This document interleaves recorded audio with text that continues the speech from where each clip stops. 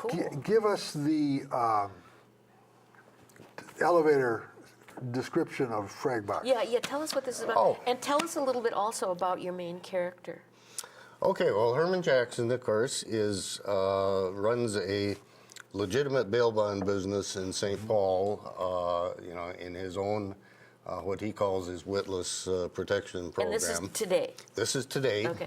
Modern. And he has a sometime repeat customer who's a burnt-out Vietnam vet who lives in a box under the Robert Street Bridge, okay?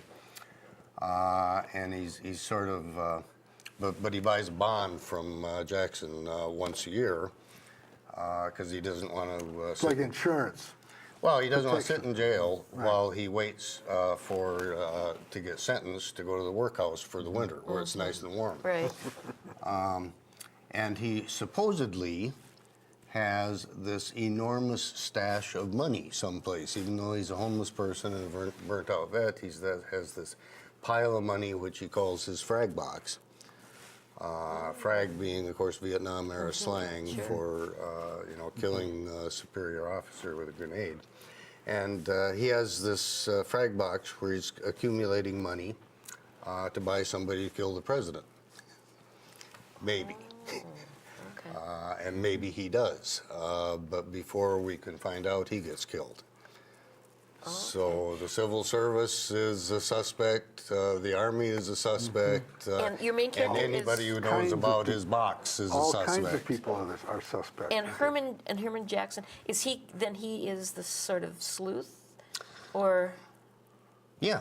Well, he winds up being, as I say, the dead guy is a former customer of his. Yeah.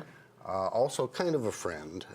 He was one of the few people that the guy liked, and he told him his war stories from Vietnam and so on. So he names Herman Jackson his heir.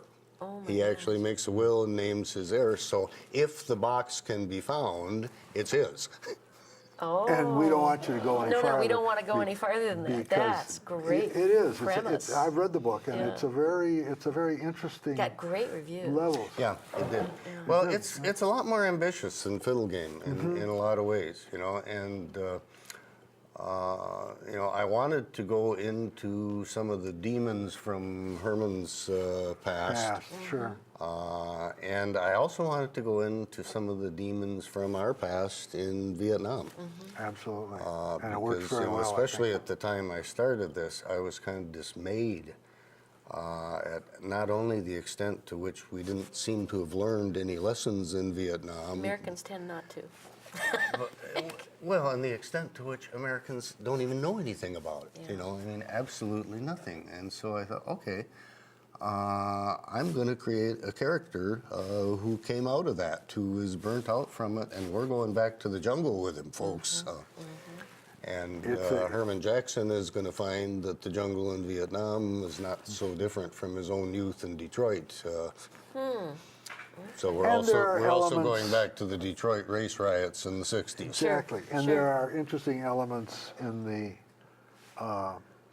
St. Paul as well that connect very much to both of those elements. Thank you. It's been very interesting. This is fascinating. We could go on and on. Herman and Jackson on. #3 doesn't have a title yet. Okay, all right. I tend to not have we'll get titles to till that. I get at We- least 200 pages into them. Okay. And then you Okay. work on a title. All right. Yeah. Well, we're going to take a short break, and then we'll be back. Thanks very much for being here. We'll have you back when the next book is published. Okay.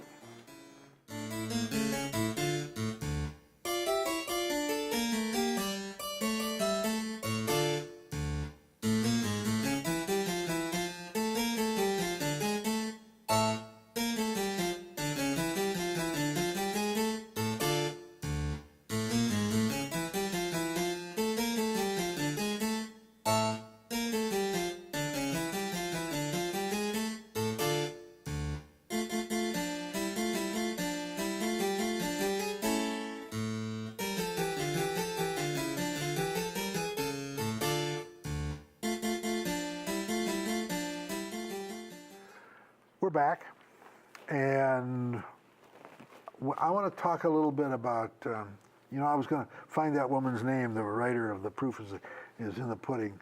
It's a really interesting book because it deals with a contest in which this woman who is roped into becoming a judge with some people that she doesn't like, and they don't like her, and one of them is killed in the midst of the judging, and so she has to sort out what happens and what has happened. But the other, and it's being sold and packaged. I think as a cozy. It has one of these nice, bright colored covers.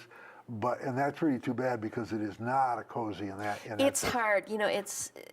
You don't want to be put in a box as a writer because right. you know. But it's to sell things. New York or whoever puts you in that box. Another book that I read. We're as you know, we're getting some painting done, and so we've been moving books out of the living room and stuff. I found behind a row of books a book called The Fourth Angel by Robin Hunter, published in England in 1985. 1985. And if you know the Bible reference from Leviticus, I think.